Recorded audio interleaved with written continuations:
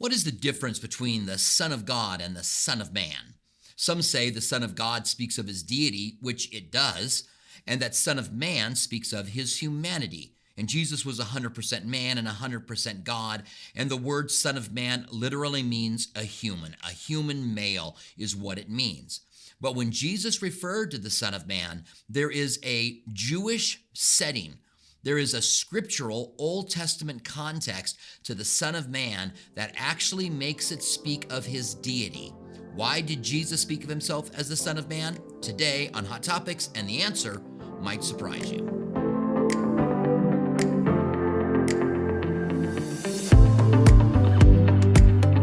Hi, this is Robert Furrow, and this is Hot Topics. If you're new here, consider subscribing and ringing the bell so you can get all of our new videos. The comment section is open below. We would love to hear from you. The Son of Man is used rarely in the Old Testament, but it is used. And it's used most often when it speaks of Ezekiel. Ezekiel often is called the Son of Man. A few of the other prophets are called that rarely, but Ezekiel often. And some believe that there is a comparison between Ezekiel and the Messiah. But certainly this is a favorite reference that Jesus made about himself.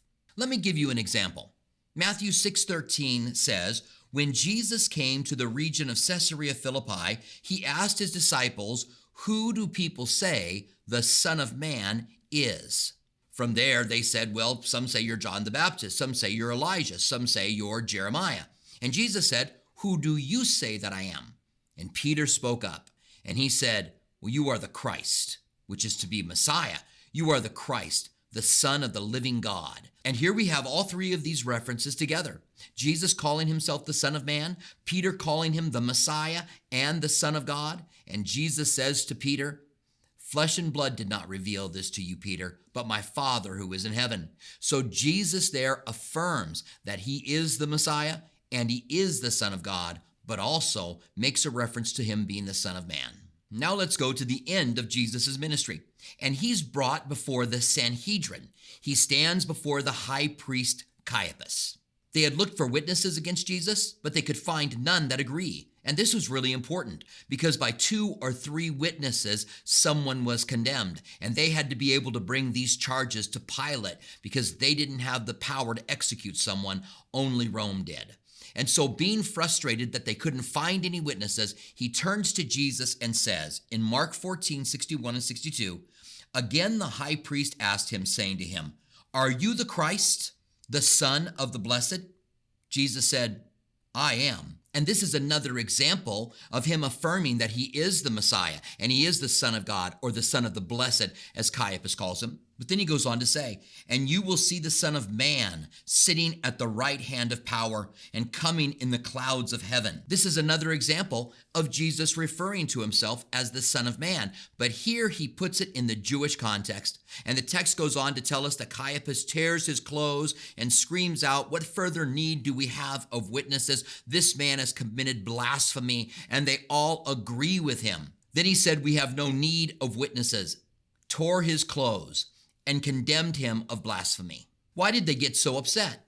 Well, to find that out, you've got to go back to the context. You go back to Daniel chapter 7, which is such an interesting passage because it shows someone who is God, who is distinct from God. And in Daniel chapter 7, he's talking about these 4 beasts that come out of the Black Sea, and they all represent powers that are in control upon the earth. But in the middle of it, he sees a vision of the ultimate power. It says in Daniel 7:9 and 10, "I watched till thrones," not one throne, but thrones were put in place.